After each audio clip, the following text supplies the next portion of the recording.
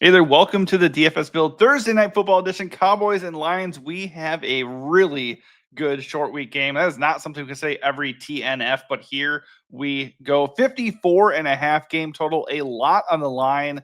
Lions and Cowboys both technically playing for their playoff lives and a lot of offense to go around. So this is a fun one. Pretty excited to go over this.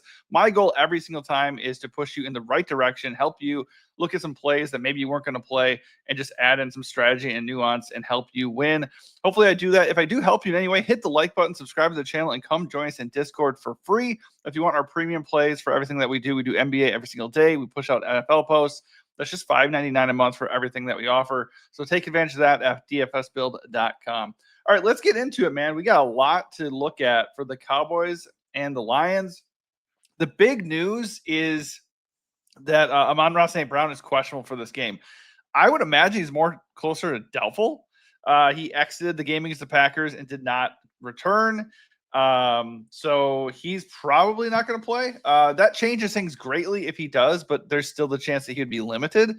Khalif Raymond, their deep threat and gadget guy, is also not going to play in this game. Plus, we still don't have Sam Laporta, and Brock Wright, the guy who replaced Laporta, is doubtful. That opens up a lot of value. But the first thing I want to say is we need to understand that it's very possible that this Cowboys defense is no longer like super bad, at least on the ground. Over the last 4 weeks, Dallas has been the number one defense against fantasy running backs. They've been good, like not just kind of good, they've been very good. You can chalk that up to situation or who they faced or whatever, but trading for Quinnen Williams has been a boon for their run defense. Him and Ryan Clark in the middle of that defensive line has been a thing, man. The nice thing for fantasy purposes is they still have not done anything good against fantasy quarterbacks or fantasy wide receivers, so we can target them in that sense at will. This game is still in Detroit.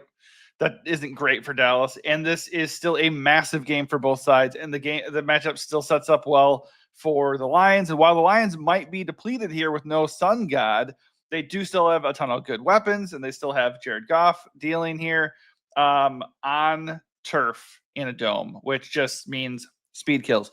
Point being, the way I'm attacking this is the way it is set up. I am going after both passing games at will. I'm kind of ignoring the defenses. And we'll get into some guys that we can certainly be over the field on if we're max entering here. But I think we can find leverage within that logical setup. So let's go through all the top options. First of all, like I'm not super excited to play owned Jahmyr Gibbs at 16.5K against a Dallas defensive front that might be really good now. I'm wondering if everybody else is choosing to ignore an admittedly small sample size and just saying, you know what? No, Jahmyr Gibbs is going to wreck because Jahmyr Gibbs is Jahmyr Gibbs. But he didn't wreck against the Packers. And I think the Dallas run defense now looks better than what the Packers have. But we know the upside is there. Like, it's insane. 58 fantasy points 2 weeks ago, 22 plus in 3 of his last 4, 39 plus in 3 of his last 6. Like, he's crazy. I still want to get to Jahmyr Gibbs. I think I would just be a little bit under. And that's scary for sure. But I actually am going to trust the matchup here. I think Dallas has really changed their fortunes defensively and like long term. If they can keep winning, they're actually going to be a pretty scary out come playoff time because they have a very good offense. And then suddenly like their defense isn't abhorrent. That's the thing. That's a big deal. But it really comes down to like ownership. If everybody else is also going to react to this and be afraid of captaining Gibbs or being afraid of being exposed to Gibbs overall, then I'd be more interested because while the rushing matchup does look bad, Gibbs is a home run threat. He has touchdown equity. He has a lot of volume. He can get there like just by catching 10 receptions. He can get there just by getting into 2 touchdowns. And he can get there by popping off 1 80-yard run, and then Dallas shuts him down the rest of the game. Like, those are scenarios that absolutely can happen. Or I'm just wrong, and the Dallas run defense still isn't good, and they run into an actually elite offense, and Jahmyr Gibbs puts 200 yards on them. That's also possible. So if he's going to be owned, I'm like, okay, that's fine. I'll trust in Dallas's run defense. And if he's going to lose ownership, then I'll start going the other way a little bit. But right now, I'm a little bit away from Gibbs compared to the field. And it's just not the main guy I'm looking to captain. I do think like right away, like if this ownership sticks, like Jameson Williams at 32% in the captain, if that's sticking, Gibbs as like max leverage is certainly immediately as at a third of the ownership is very, very interesting for sure. 100%. But in general, I don't love the matchup. Dak Prescott is the second guy here, about $1,000 cheaper than Gibbs. At his ownership, he's very interesting in the captain. The Lions are not a great defense against fantasy quarterbacks. In the last 4 weeks, they are third worst. On the year, they're bottom 5. Like, this is a really good spot. Jordan Love looked great against them last week. They made Jameis Winston look good the week before that. Like, they've stepped up at times. Like, they do have a good pass rush. Like, they can step up, and they do have a good run defense for the most part. But this looks like a great spot for Dak and the Cowboys passing game. And like I said, I'm going to target both teams through the air quite a bit. So if Dak Prescott is not going to be owned at all in the captain, he looks really good. 24 plus fantasy points in each of his last 3 games. He is how they move the ball. He is how they score. He is feeling it right now. So yeah, give me some Dak. Jameson is interesting. Sun God not being there is massive. And we saw that last week when he got 11 total touch opportunities, 10 targets, 29.9 fantasy points. The ceiling is there. And with no Sun God, if he is indeed out, the floor is probably going to be there too. Like, they have no choice but to feed Jameson Williams. And when you feed a guy who is this explosive, we should have a lot of interest. The only problem is he is egregiously owned in the captain, and he's 12.6K, which is not that bad, but there are guys who are comparable and not that much more expensive. Like, we could get half owned CeeDee Lamb. We could get George Pickens for just $1,000 more at like basically a fraction of the ownership. We could just get maximum leverage with, Gibbs or Javonte Williams. We could do other things where these guys are capable of matching him at a fraction of the ownership. So I like Jameson Williams a lot.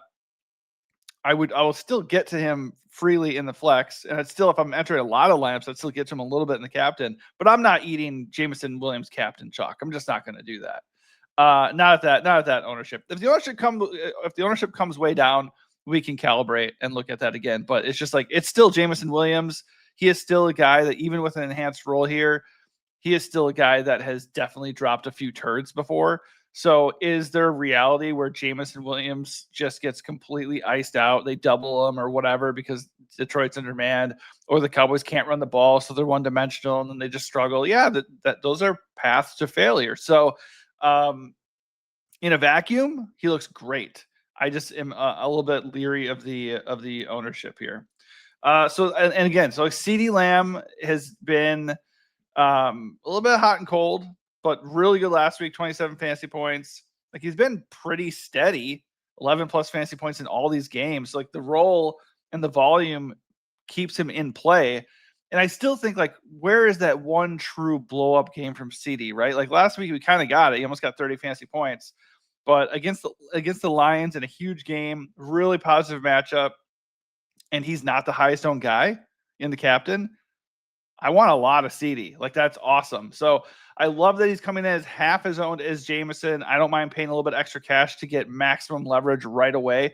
Like, Jameson can still nuke just as long as CD also nukes. And then if he does it a little bit better, and then my lineup overall, plus in particular in the captain, gets different, I'm getting and accomplishing what I'm trying to do. And then you can still have Jameson in the flex or whatever and still take advantage of those points if you want to. That's obviously a fine way to do it.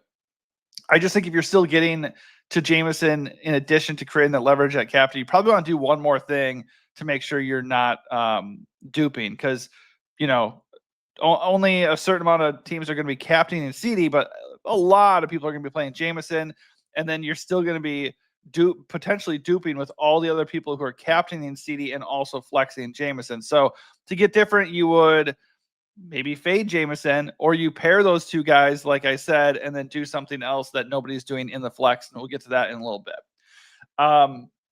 Jared Goff also looks good. He doesn't have like the rushing ability that Dak, like Dak is not the same runner he used to be, but Dak does still have a little bit of rushing ability. Goff has like next to none. I do like that he's less owned than Dak. He's a little bit less expensive than Dak. Like, Goff at home, he does still have a ceiling. Like we can get, 20 to 27 fantasy points here. He's not been amazing lately, but we just know he can get there. And Dallas, like I said, they've been good against the run. If Detroit is not finding success, this could be a pass funnel situation, which I think it might be. And then Goff could end up going off here. So I don't mind him. I think I'd rather go to Dak. If they're both going to be a sub 4% owned, I'll just give me Dak, right? But Goff's in play. I don't mind him. George Pickens is even more interesting than CD. I think CD's much more stable, better floor.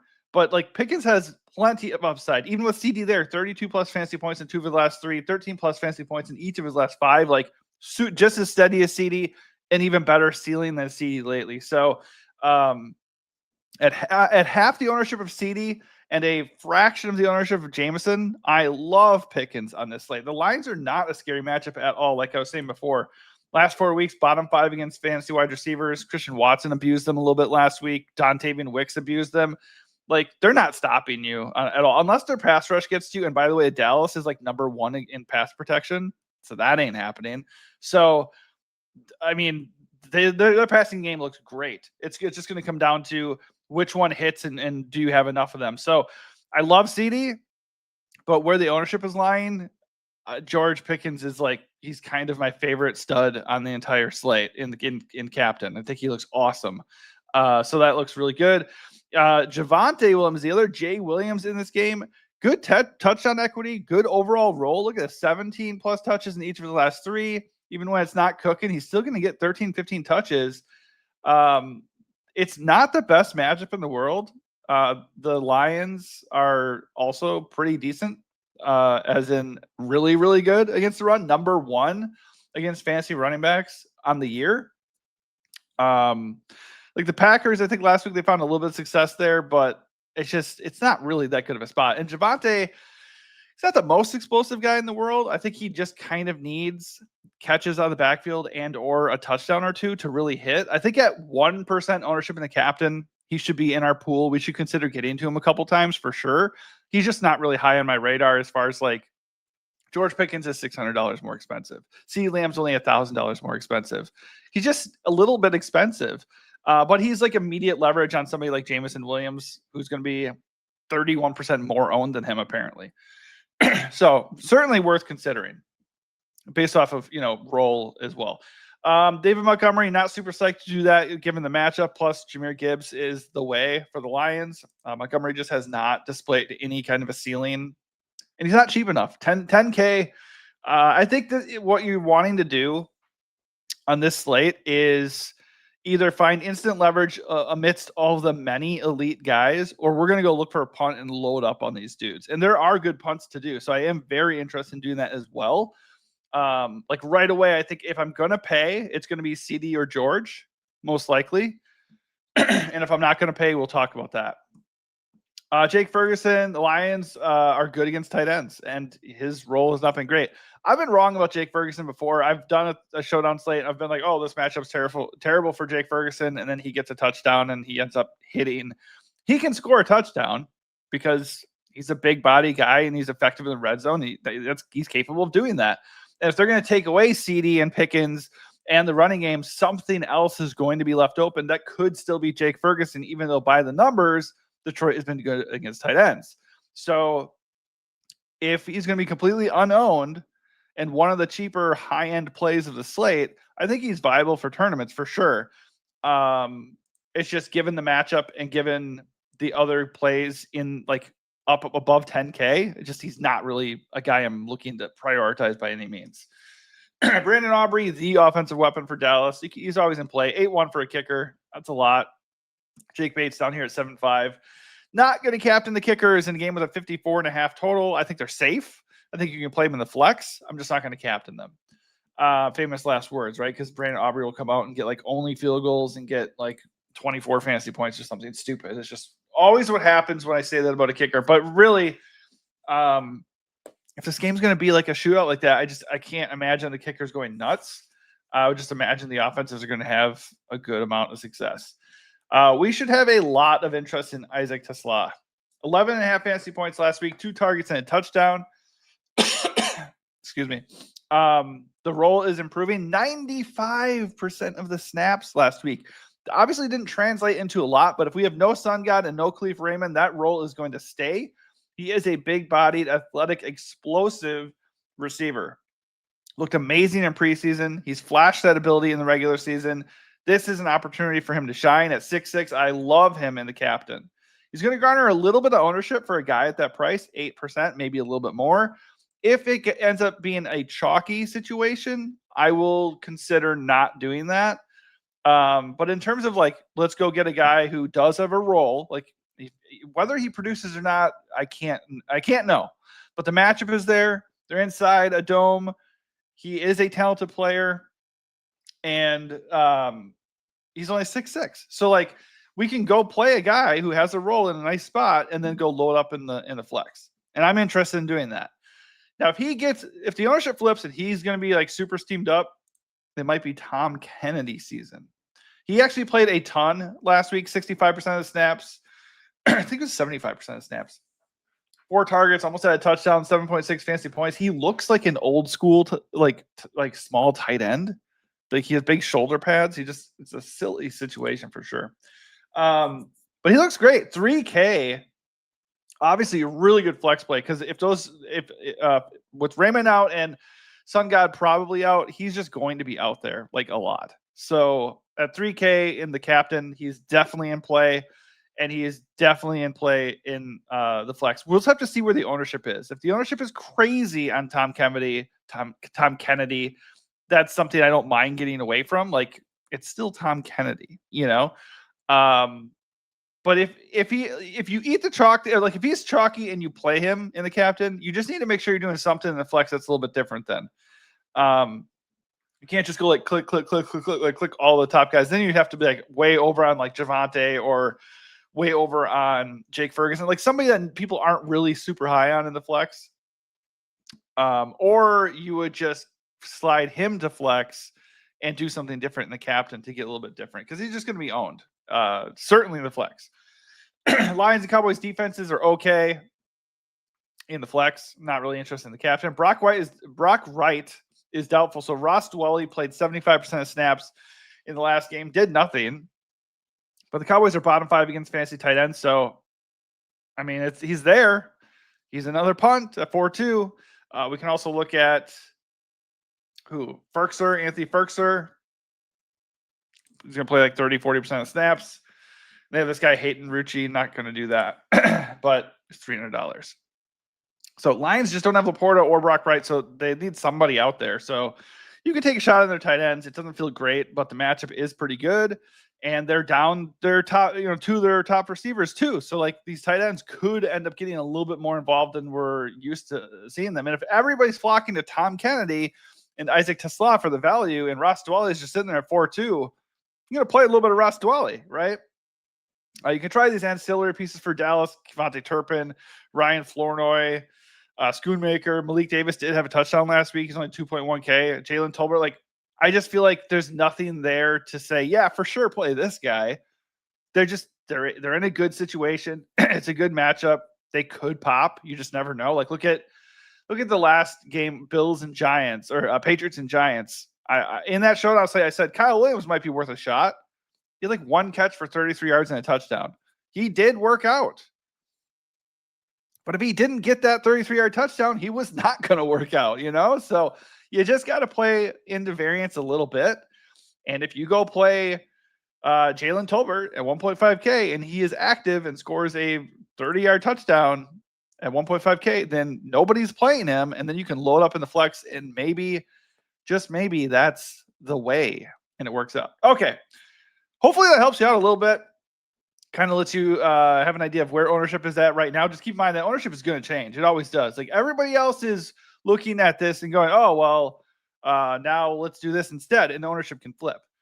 And then we also need that news. Is St. Brown the Sun God? Is he for sure out? If he's in, that complicates matters quite a bit. I'd still be interested in a lot of the guys that I talked about, just because I would imagine, there's re-injury concern. There's the possibility that he's limited. But obviously, if he ends up playing, he's viable. Like, if he's out there, I would imagine he's playing for a reason, and that's not just to be a decoy. But hopefully that helps you out and points you to some good plays for the day. If I do help you out in any way, hit the like button. That helps me out a lot.